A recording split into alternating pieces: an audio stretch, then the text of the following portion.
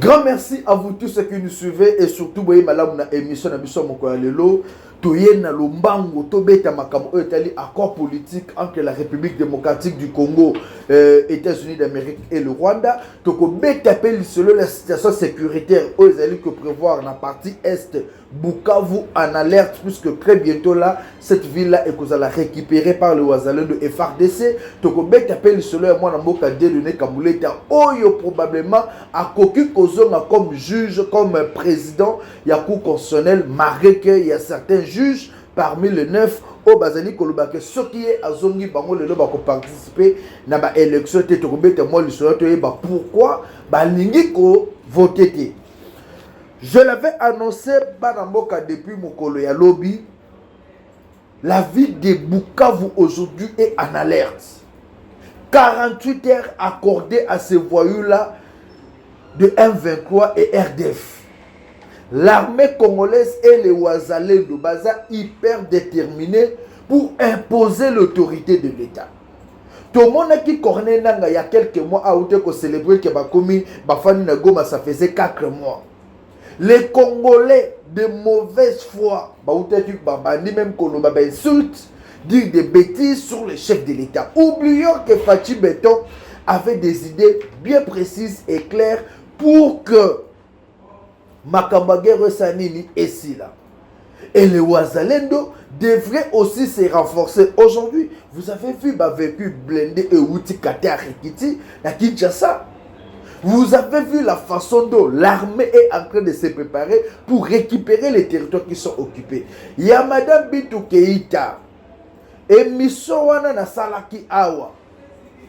Bintou Keïta a adressé un message clair. Nabatoyo, Naba Rwandais, Abisaki Bango, quittez le milieu où vous avez occupé depuis avril 2025. Bozonga na ba position na bino ya kala. Oza Congolais, zonga na mbokana, oza Rwandais, zonga na mbokana, parce qu'aujourd'hui, vous occupez 80% ya Rutshuru. Bintou Keïta alobela ki ba Rwandais wana. Mais malheureusement, ces incrédules cupides qui sont, bah yo quitté. Et l'armée congolaise est Makambu en main, tel que je vous le dis maintenant là. La minute 48 heures a été accordé au M23 de se retirer. Lobby n'a pas ça qui alerte. N'a pas ça qui population. Bon, ça la pembeni ya kanté ya banguna wana. Puisque nous allons attaquer. Le Congo doit rester un et indivisible. Alors, toute personne a un esprit, il y a Kokabola Congolais, et bien il faut que tu armée na biso. Les Wazalendo à cette testation hyper déterminée, et je vous informe qu'ils sont déjà à la porte. Il y a Bukavu. Et ils sont déjà à quelques mètres pour récupérer l'aéroport. C'est pourquoi Tokozonga est bien l'actualité pour vous dire que l'aéroport de Kavuma est comme récupéré et la ville de Bukavu. Puisque aujourd'hui, avec ces rebelles, on a compris que les négociations sont autoluki kosala na bango. Ce que les comme Anasuka va créer kaka alibi moko, va créer des ordres pour que les négociations soient simbate. Nairobi, bango va babibisa. Luanda, bango va babibisa. Comme on dit Qatar, bango va babibisa. Et même au lingo salama na Togo, na forêt ya Simbe, bango kaka va babibisa. Alors, la meilleure des choses c'est quoi? Imposer notre force. Il y a armée. Et voilà pourquoi aujourd'hui, les Wazalendo, les FARDC ont lancé 48 heures na Batouana, Bolongwa, Bukavu. Ce qui Bolongwa était, nous on vient avec force. On vient vous attaquer. Katana est déjà entre nos mains. Tu attaquer Bino, on va imposer l'autorité de l'État. Nayoki ba nungu et bimi mingi. Il y a des gens qui commencent même à dire non, fallait qu'il y Kabila Lobaki, tout ça le dialogue. Kabila, si Kabila est revenu, Kabila a peur du changement de la constitution. Kabila a un intérêt à Bokate. Kabila a un intérêt à Belgéra, à Rwandais, où il a imposé la constitution, ils ont protégé na Rwandais. Quand Tshisekedi a annoncé la révision, changement de la constitution, c'est alors que Kabila l'a moukaki. Kabila est revenu pour dossier à la constitution et non pour dossier à la population, tu as sécurisé partie Est. Là, c'est de 1. De 2, Kabila n'a pas une vision claire sur ce pays. Il est dirigé pendant 18 ans. Qu'est-ce que Kabila a foutu? Héritage à Kabila Nini. Déjà comme ça, triomphal Mounene. Amélie, ça triomphal levure, tu vitamine. Chers compatriotes, le lot de ça va vous obater. Kabila n'est pas un exemple. Et même le fameux discours à Kabila, ils ont publié sur les réseaux sociaux. Kabila avait dit il faut tout solo là, il faut tout ça. Non, mais Kabila n'est pas un monsieur autour comme référence, ni non plus son discours. C'est là où j'appelle l'opinion à plus de réflexion. Nous devons réfléchir. Tu es tozo kende wapi, tozo salanini. L'accord politique est qu'on a signé. Ce n'est pas des avantages à RDC. On me dit Kabila a sala ba makambu a ramena paix sans côté kaba minéraux, mais on n'a pas vendu nos minéraux aux États-Unis. C'est un contrat de sécurité. C'est là où aussi j'appelle ta communication à la présidence. Boya koluka biso to ça la communication, to expliquer à la population l'importance de cet accord. Cet accord d'abord c'est pour l'exploitation des minéraux, mais exploitation des minéraux là, et tout le pays qui sont là, inclus dans cet accord. Là c'est de 1. De 2, c'est pour la sécurité aussi de notre partie Est. De Goma, Bukavu, Rutshuru, Bambo Kananyo surtout, comme vivre paisiblement, comme nous qui sommes ici à Kinshasa. Qu'ils soient plus victimes, il y a Bibembe, chaque jour. Que les groupes armés ne puissent plus pousser comme des champignons, autour vivre chaque jour. Non. Accord où ils allaient pour la sécurité d'abord. Voyons d'abord ça. Et puis en outre, voyez que accord où ils ont aidé, même d'autres jeunes, besoin de ça là. Dans chaque famille aujourd'hui, vous avez des licenciés, vous avez des gradués, mais qui ne font rien. Dans ma famille, surtout à la Kinshasa. Là, ce n'est pas un poste ministériel. Nous avons combien de licenciés dans ma propre famille. Et si je prends les amis, Kakanga Mokona, n'a mis combien?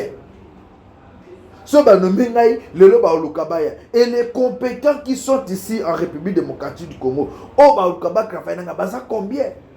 D'où aujourd'hui, avec l'arrivée, il y a concret Oyo, l'industrie américaine installée, vous verrez que plusieurs jeunes, est venu. Ceux qui ont étudié ne vont plus rester à la maison. Ils seront des responsables et demain ils vont assumer les responsabilités même dans le foyer. Et ce sont des accords comme ça qu'il faut soutenir. Quand j'ai lu le tweet de M. Didier Denis Mukwege, je me suis dit, mais Denis Mukwege ne comprend pas. Denis Mukwege n'a pas compris l'importance de cet accord. Aujourd'hui, on ne va pas légitimer l'exploitation des minéraux en RDC, mais on va faire est-ce que cette exploitation-là puisse bénéficier à tout le monde.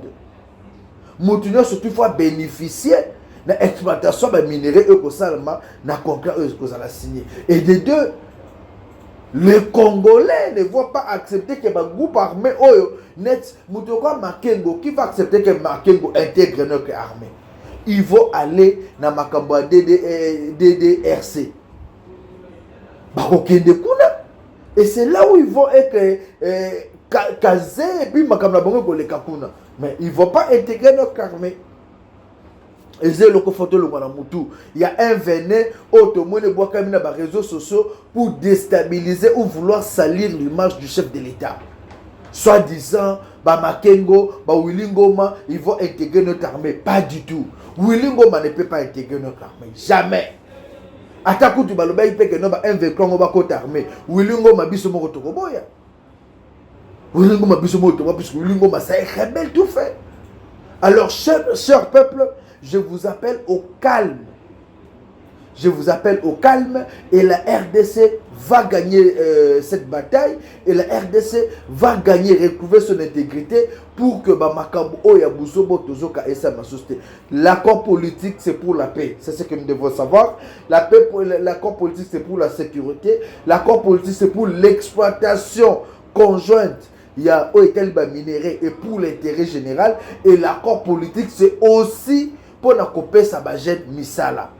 Et je vous informe que les Rwandais n'ont pas de l'armée. C'est ce que nous avons refusé depuis longtemps, le mixage, le brassage. Ça ne sera pas le cas. Gardez votre calme. S'il y a un problème, nous serons les premiers à dénoncer. Nous serons les premiers à dénoncer. C'est comme maintenant là, je vais dénoncer Makamu Kinzo. Attaque du cap, il y a chef de l'État. Mais ce Kinzo, tu vas encore faire des listes à Batou Oba aux États-Unis, les gens qui ont échoué des négociations à Doha. Pour nous embrayer Batou, dans cette liste-là, tu vas mettre le nom de Madame Kaikwamba. Si vous avez été nommé comme directeur de cabinet à chef de l'État, et ça, papa, il y a aura, on a vu que vous étiez pasteur, mais ce n'était pas pour que vous commenciez à faire ce que vous êtes en train de faire là, mais c'est Kinzo. Ou comme on est Bongo, corruption, comme on est quand même la présidence, c'est ce que nous ne voulons pas. Alors, liste na yo oyo tchewana, baventurier oyo tchewana na liste wana longo la bango. On n'a plus besoin de ces gens. Ces gens-là sont des corrupteurs, mais ils ont des dossiers dans des dossiers.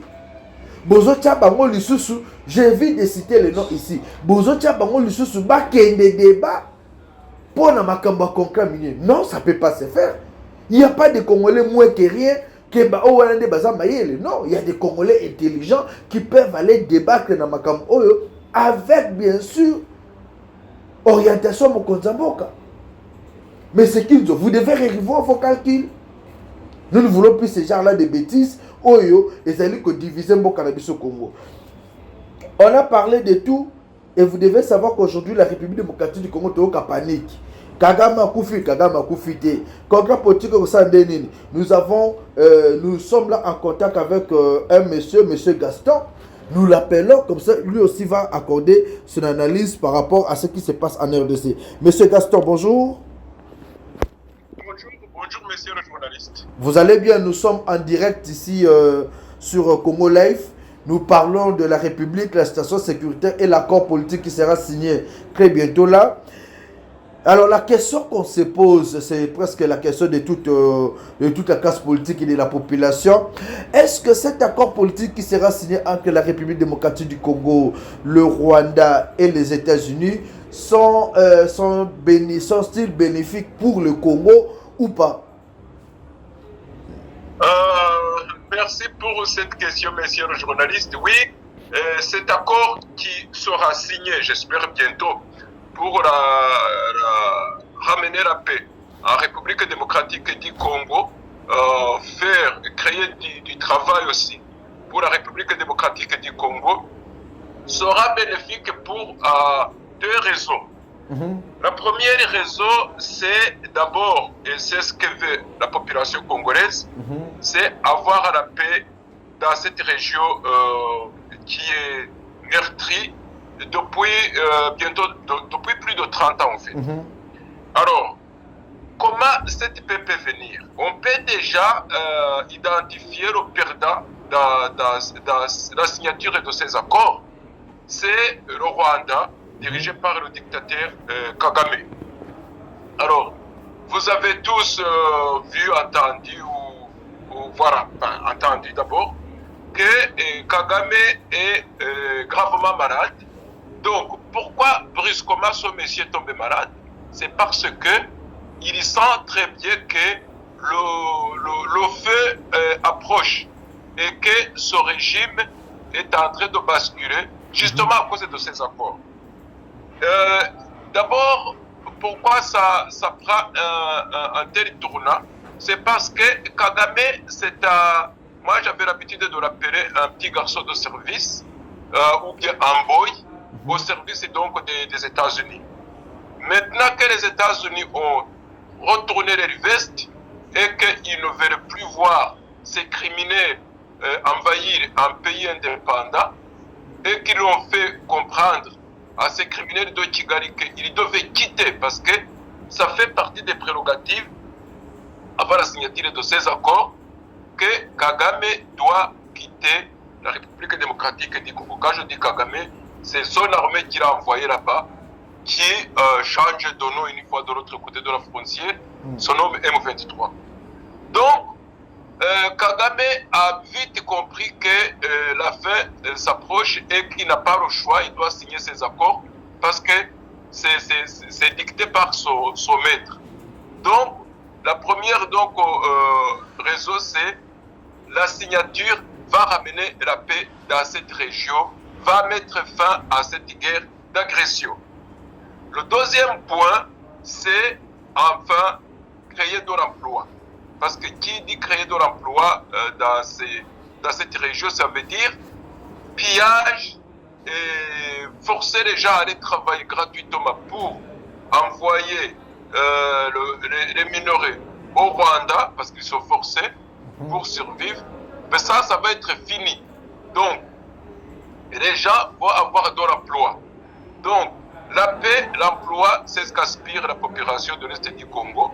Je dirais que donc, cette paix est bénéfique, cette signature, pardon, est bénéfique pour la République démocratique du Congo et les gens qui habitent cette région, qui en ont vraiment besoin parce qu'il faut savoir que beaucoup de jeunes, les jeunes, surtout les jeunes Wazalendo, ils sont nés dans la guerre, grandis dans la guerre. Ces gens qui ont autour de 30 ans, ils n'ont connu que la guerre, pillage venant du Rwanda. Donc, ça va bientôt s'arrêter et je pense que cette détermination des Américains ne va pas s'arrêter en si beau chemin. Alors, M. Gaston, il y a une frange de la classe politique qui pense qu'aujourd'hui, Félix Tshisekedi est en train de brader les minéraux de la République démocratique du Congo pour ses propres intérêts et non pour l'intérêt de la République. Que répondrez-vous à tous ces gens-là? D'abord, oui, j'ai entendu parler aussi de certaines classes politiques qui dit que le pouvoir en place, parce que c'est pas vraiment Tshisekedi, c'est le pouvoir autour de Tshisekedi. Il y a des politiciens, il y a des gens qui ont une vision, qui ont d'ailleurs permis à ce que les États-Unis s'engagent du côté de la République démocratique du Congo. Alors, ceux qui parlent comme ça, vous savez, messieurs les journalistes, les premières personnes à parler de brader de la richesse du Congo pour se maintenir au pouvoir par Tshisekedi, c'était le Rwanda. Ce sont des Rwandais qui ont parlé. Donc, quand je parle des Rwandais, ce sont les proches de Kagame, qui voyaient justement, qui ne voient pas d'un bon œil le fait que les Américains parlent du même langage que les autorités congolaises. Alors, dire que le président Félix Tshisekedi est en train de brader la richesse du Congo pour se maintenir au pouvoir, c'est donner de la force à l'ennemi. Je le dis pourquoi? Parce que ça fait plus de 30 ans que cette région est meurtrie, pillée. Toutes les richesses de cette région sont envoyées au Rwanda, qui achète les armes et vient tuer les Congolais. Est-ce qu'on préfère s'engager avec un pays puissant qui peut assurer la sécurité en contrepartie, justement, ils viennent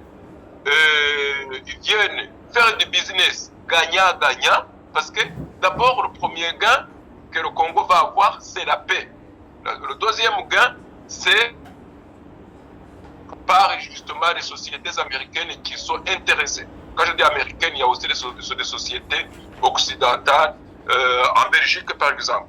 Donc, est-ce qu'on préfère que un pays étranger, ici en l'occurrence le Rwanda, traverse la frontière, vienne au Congo, commence à violer, tue, vole la richesse du Congo, ou bien on préfère faire du business avec un pays qui vient avec les sociétés qui investissent, qui créent de l'emploi dans cette région. Moi, je pense qu'il faut essayer de voir plus loin à qui profite justement le fait de dire qu'on est en train de brader la richesse du Congo, qui est pillée jusqu'aujourd'hui, qui est pillée par le Rwanda. Si on arrête le Rwanda et qu'on crée de l'emploi, est-ce que ça c'est brader la richesse du Congo?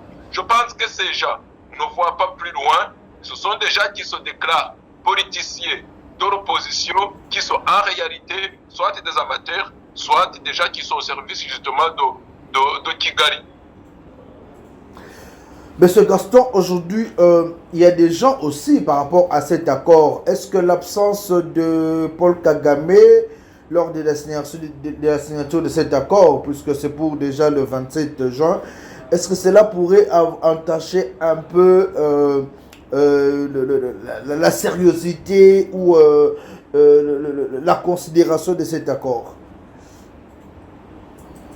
Bon, comme je l'ai dit, messieurs le journaliste, Kagame, c'est un petit garçon de service, au service des Occidentaux.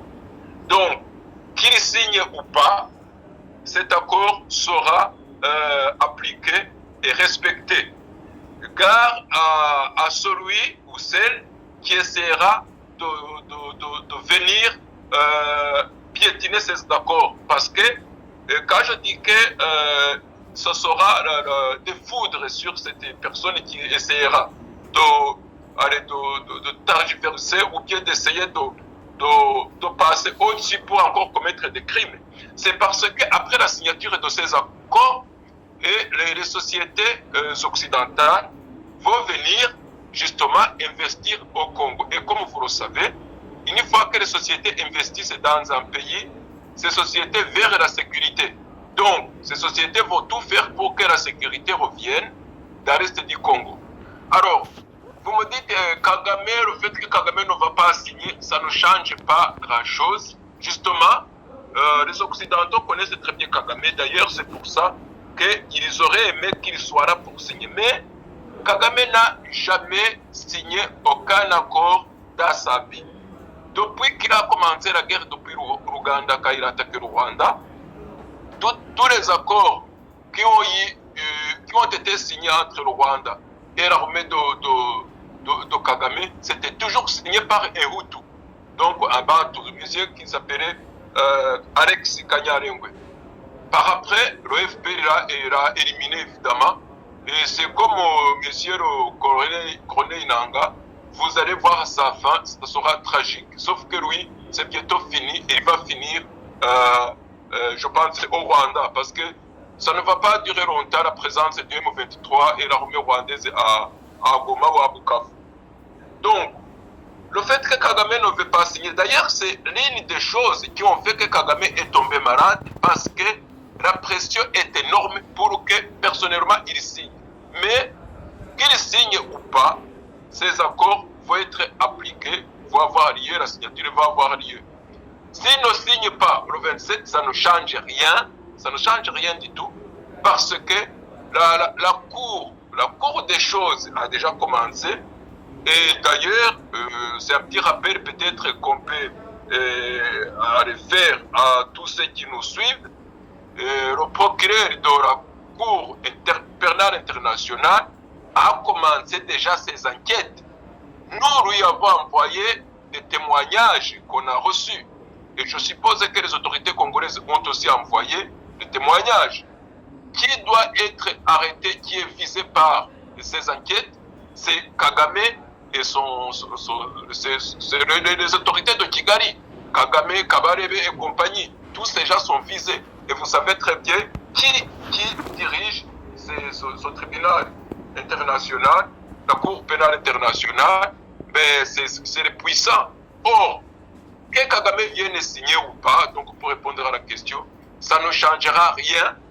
On aurait aimé qu'il signe, mais s'il ne veut pas, eh ben, il sera forcé de respecter ces accords parce qu'on sait très bien que la mise en place de ces accords n'arrange pas son pouvoir, tout donc ce prétexte de dire oui, il est malade, ben, il est touché au fond de lui, ben, il peut même mourir, ça ne changera rien, les accords seront signés, la paix viendra de force à l'est du Congo.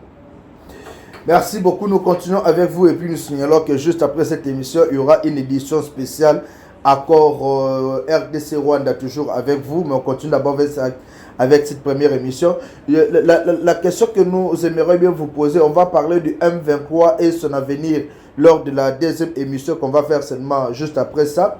Mais la question qu'on aimerait bien vous poser en cet instant, Il y a de ceux qui pensent qu'il fallait quand même intégrer Joseph Kabila Kabange ou prévoir un dialogue pour amener tout le monde sur la table de négociation avant la signature de cet accord, puisque tout n'est pas seulement sécuritaire, il y a aussi l'angle politique qu'il fallait prendre en jeu. Est-ce que vous ne pensez pas que le gouvernement congolais est allé un peu trop vite en besogne? Je pense que les gens ou ceux qui disent qu'il faudrait encore réintégrer Joseph Kabila Kabange dans l'appareil du pays ou bien dans les hautes sphères du pays, ces gens se trompent. Donc, Joseph Kabange a déjà choisi, Hippolyte d'ailleurs Kabange, a déjà choisi son camp. Il a choisi le camp de ceux qui tuent les Congolais.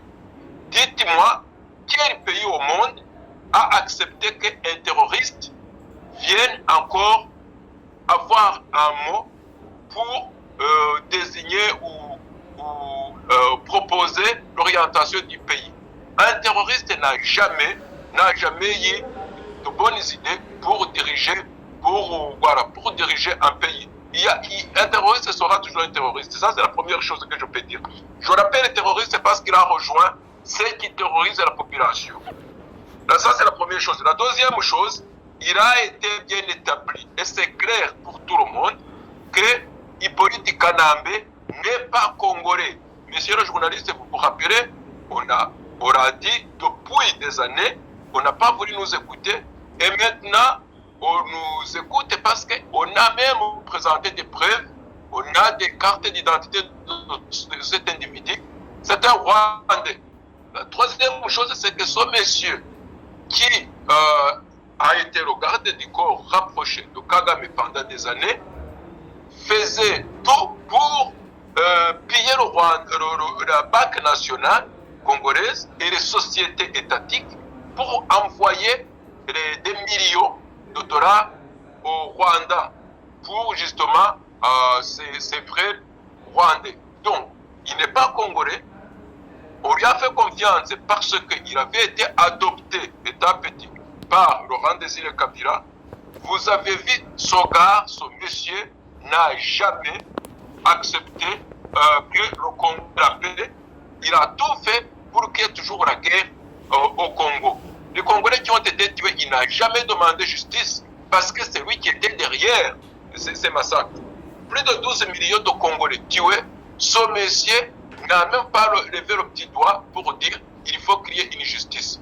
Maintenant, il a rejoint ses amis. Vous avez vu, il est passé, on l'a dit ici, il est passé de l'Afrique du Sud, il est allé au Rwanda parce que c'est chez lui, il se sent à l'aise, il est chez lui. Et il a rejoint les rebelles qui continuent de massacrer, monsieur le journaliste, les Congolais. Est-ce que vous l'avez vu condamner les massacres commis par le Rwanda sur le territoire congolais? Jamais. Pourquoi? Parce que c'est lui qui est derrière. C'est lui le vrai patron. Alors, comment peut-on accepter qu'un criminel, un terroriste, vienne encore dire un mot sur l'orientation que la politique congolaise doit prendre? Moi, je pense que là, c'est se tromper. Et en fait, je dirais que cet individu devrait être arrêté. D'ailleurs, je ne comprends même pas pourquoi on n'a pas encore lancé un mandat d'arrêt international contre lui. Ce n'est pas parce qu'il a été à la tête du pays qu'il faut lui laisser la chance de continuer à empoisonner la politique congolaise. Et là, je pense que les autorités congolaises l'ont bien compris. Ils ont dit stop, mais il faut que ça s'arrête, que les vrais Congolais prennent le bateau pour mener le Congo là où ils veulent. Et je pense que c'est ce qui se passe aujourd'hui d'ailleurs quand on signe les accords avec les pays qui ont envie d'investir au Congo, qui ont envie de ramener la paix au Congo. Donc je pense Hippolyte Kanambe, son temps est fini. Il faut que maintenant il assume, il faut qu'il fasse face. Est-ce que ces contrats, on chute par cette question, puisqu'on aura juste après ici, préparez-vous, on doit avoir une édition très spéciale, édition spéciale accord République démocratique du Congo-Rwanda.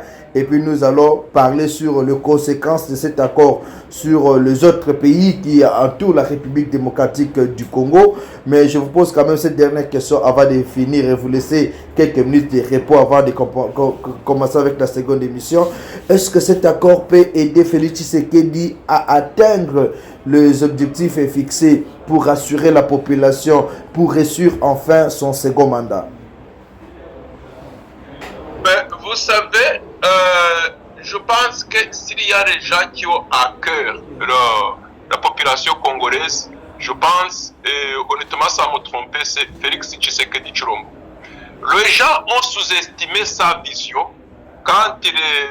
Moi-même, j'en fais partie de ceux qui ont condamné d'ailleurs Félix Tshisekedi Tshilombo quand il a été à Kigali. Parce que je me suis dit, mais ce monsieur n'a rien compris du jeu que joue Kagame.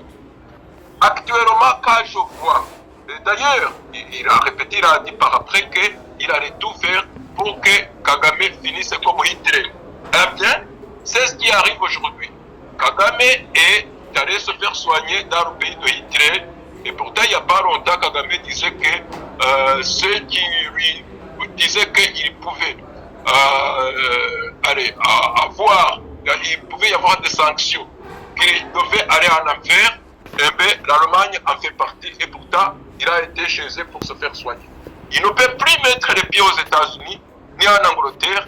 En Belgique, c'est quasi maintenant impossible. Là, on ne s'y attendait pas il y a quelques mois. Donc, si on en est là où on est, c'est parce que Félix Tshisekedi Tshilombo a pris les choses en main. Donc, ici pour vous dire que ce n'est pas quelqu'un qui est intéressé par, à ce que je vois, par le pouvoir, mais c'est quelqu'un qui est intéressé par gagner la guerre pour ramener la paix au Congo. Et c'est ce qu'il fait. Maintenant, si, après ces accords, il met le voisin criminel à genoux et qu'il ramène la paix au Congo, et que la population congolaise est satisfaite et dit on voulait que vous restiez au pouvoir. Mais pourquoi changer cette équipe qui gagne? Donc, moi je ne vois pas le mal et je pense que les autorités congolaises sont sur le bon chemin. Ils ont déjà montré leur efficacité. Le Congo n'a jamais été aussi puissant ou bien écouté comme c'est le cas. Vous savez, messieurs les journalistes, ici en Occident, quand on parlait du Congo, on disait oui, mais au Congo, il n'y a que de la musique, il n'y a rien d'autre. Maintenant, quand on parle du Congo, on dit c'est un futur géant dans la région de Grand. Mais on ne parlait pas de ça il y a 3 ans. On ne parlait pas de ça parce que Félix Tshisekedi Tshilombo était encore loin. Et maintenant, au bout de quelques mois, on a vu les changements. Vous imaginez quelqu'un, une politique qui avait été menée par Bill Clinton surtout, massacre dans cette région, avec le soutien de Tony Blair, donc les grandes puissances, États-Unis, Angleterre, France réunis, ce monsieur a réussi à les faire changer d'avis. Maintenant, ils sont d'accord avec lui. On prend des sanctions contre le criminel que ces gens avaient créé. Donc, vous vous imaginez le travail qui a été fait en si peu de temps. Donc, pour vous dire que... Allô? Maintenant que le résultat commence à sortir et les gens commencent à penser que l'objectif c'est se maintenir au pouvoir, alors qu'il aurait pu faire comme Hippolyte Kanambe, rester au pouvoir aussi 18 ans. Donc je pense que essayons de voir plus loin, essayons de comprendre la politique qu'il mène, c'est vers le meilleur des Congolais. Un grand merci à vous. Un mot de la fin par rapport à ces numéros, puisque dans quelques minutes, nous allons encore revenir avec vous pour une deuxième émission. D'abord, je vous remercie de cette invitation, messieurs les journalistes. Et je remercie aussi mes frères et mes petits frères Wazalendo qui sont à la porte de Bukavu, qui font un beau travail, qui sont en train de neutraliser l'ennemi petit à petit, mais sûrement. Je pense que les gens devraient comprendre que le Congo d'hier n'est plus le Congo d'aujourd'hui. le Congo d'aujourd'hui, c'est un futur géant, militairement, économiquement. Ça doit entrer dans la tête des criminels de Kigali que chercher à s'affronter aux Congolais, ça va être dur et ça ne va pas être bénéfique pour le criminel de Kigali. Donc, merci de m'avoir invité, monsieur le journaliste, et c'était un honneur d'être avec vous. Merci beaucoup à vous, monsieur Gaston. On vous fixe rendez-vous dans 10 minutes tout au plus pour une seconde émission d'analyse approfondie. À tout bientôt. Merci beaucoup. Alors, chers amis, je pense que vous avez suivi M. Gaston qui a apporté son analyse par rapport, bien sûr, à la situation sécuritaire et à l'accord politique qui sera signé très bientôt entre la République démocratique du Congo, les États-Unis et le Rwanda. Et en outre, dans quelques minutes, nous allons revenir sur cette analyse-là. Quel est l'impact de l'accord politique, de cet accord politique qui sera signé sur les autres pays qui entourent la République démocratique du Congo? Il sera aussi question de parler de l'avenir de M23. Est-ce que les M23 vont définitivement disparaître ou ça sera comment? L'avenir politique des colonels Nanga Joseph Kabila Kabange qui ont soutenu bien sûr ces M23 pendant toute cette période. Et aussi nous allons parler maintenant des enjeux de Ouazalendo, qu'est-ce qu'ils vont devenir après ces accords, parce qu'il faut parler de ça. Tout ça là c'est le Congo. Alors nous allons chuter bien sûr avec ce sujet. Aujourd'hui là il y a élection à la Cour constitutionnelle. Moi Namboka de Kamule de Dieu donné Kamule ta o asali musala mingi ya kitoko a Namboka na biso Congo tomoni lelo be élection ezali, mais là je vous rassure que Dieu donné Kamule ta va rester. Ba juge mususu ba telemeli ba lobi mandat de Kamule Dieu donné Kamule ta ezosi la 2027.